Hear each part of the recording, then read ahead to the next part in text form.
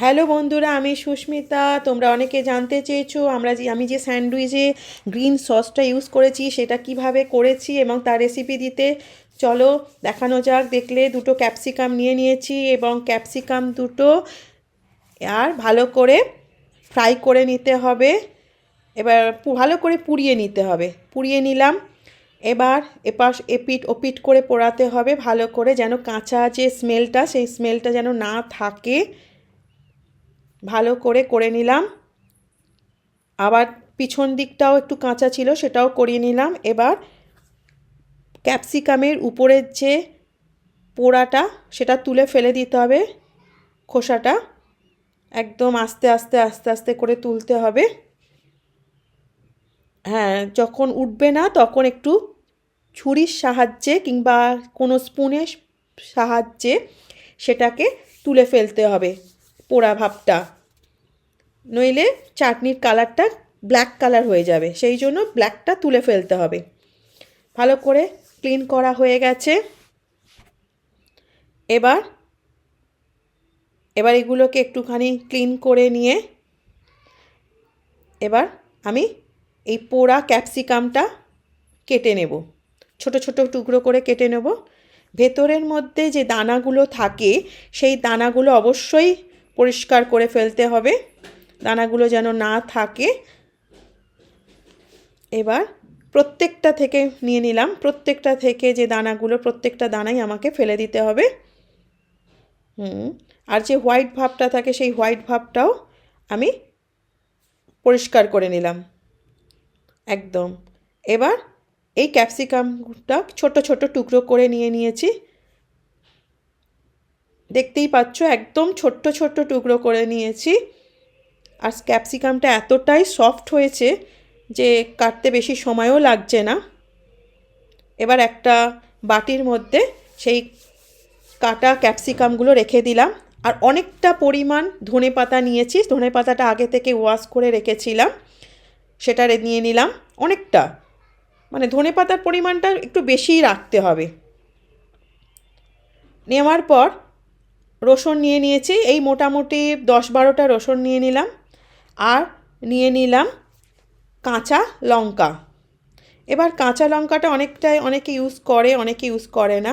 আর নিয়ে নিয়েছি কিছুটা কাজু বাদাম। আর পনির কিছু টুকরো, 4 থেকে 5টা পনির টুকরো নিলেই হবে।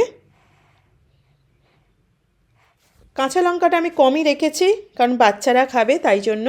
আর একটু নুন, নুনের পরিমাণটা আপনাদের আন্দাজ বুঝে নুনটা দিতে হবে। যতটা পনির দেবে সেই অনুযায়ী আপনাকে নুনটা দিয়ে দিতে হবে। আর দিয়ে দিলাম ব্ল্যাক পেপার। ব্ল্যাক পেপার মোটামুটি আমি 1 চামচের মতন দিয়েছি, যেহেতু কাঁচা লঙ্কা দিয়েছি ব্ল্যাক পেপারের পরিমাণটা একটা ব্যালেন্স করে দিতে হবে, নইলে ঝালটা বেশি হয়ে গেলে বাচ্চারা খেতে পারবে না। আর দিয়ে দিলাম দই। দইটা অবশ্যই জলটাকে ভালো করে ঝরিয়ে নিতে হবে। মিক্স করার আগে মোটামুটি 1 ঘন্টা আগে জলটাকে ঝরিয়ে রাখতে হবে।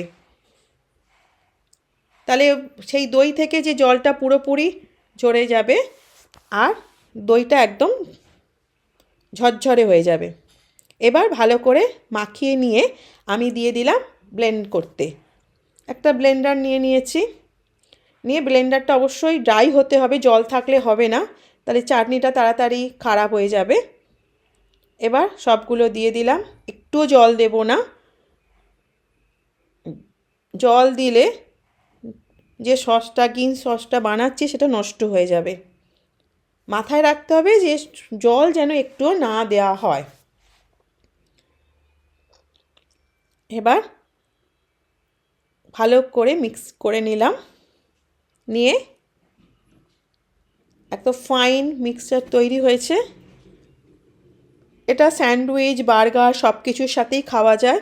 খুব ভালো একটা সসেস, বিশেষ করে বাচ্চাদের টিফিনে তো খুব ভালো দেওয়াই যায়। আমার বাচ্চারা তো খেতে খুবই ভালোবাসে। আর আমি এটা রেখে দিই মোটামুটি 1 সপ্তাহ আমার ফ্রিজে আমি স্টোর করে রাখি।